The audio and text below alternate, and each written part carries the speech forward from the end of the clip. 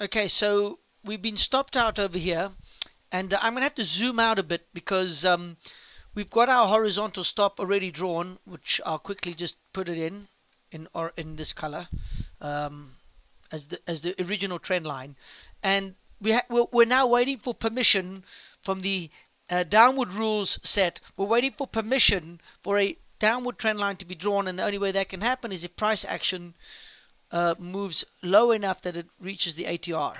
And there we finally have it.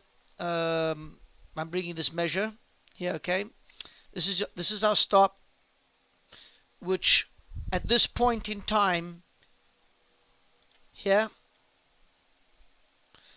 is now stopped to be drawn because our ATR threshold has been met. This is the price movement. It's moved down and up. So now we have permission to draw our first downward trend line, and we take the two, starting at point 1, the outermost, we take the outermost points between point 1 and current price that reaches here, and of course that would make this point 2 over here, and we would draw a sloping trend line, something like that, which I'm going to do right now.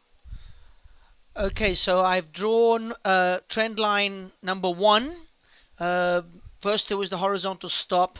Trend line number 1 gets drawn using this as point number 1 and this as point number 2, which I've marked in there. And if we read the rules, redrawing trend lines, price moves away below by ATR threshold redraw from the trend line. So here's the trend line, and at this point in time, looks like that condition has been met, and that gives us permission to redraw. Now, when we redraw in this type of situation, 6A1, we lose point 1 and make this now point number 1, and the second outermost point between this point in time and point 1 is going to be there. So that's your point 2, and our second trend line is going to be looking something like that. I'm going to draw it now. Okay, and the other thing that I'm just going to mark whilst I'm doing with you live, I've done the drawings. There's point 2, it's been moved. Okay, that's the new point 2, and the point 1 has also been moved to there. Okay, perfect. Now, so we've got this new trend line number 2, and we continue to wait for a break of some sort before we can change direction. Otherwise, we keep redrawing, whichever comes first, either a break or a redraw.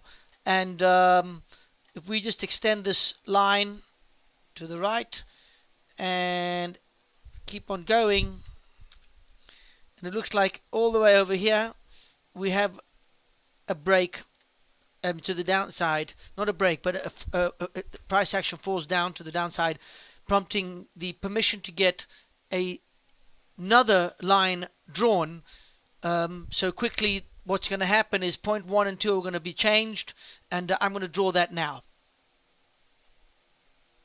You can watch me draw it. Looks like the point 2. I'll have to see it. I have to thin it out. It's complicated. 1 second. Okay, so I've zoomed in a bit. So point 1 moves now. So this comes point 2 over here. Point 1 moves to the old point 2. There's our new trend line. I haven't marked it yet. Hold it.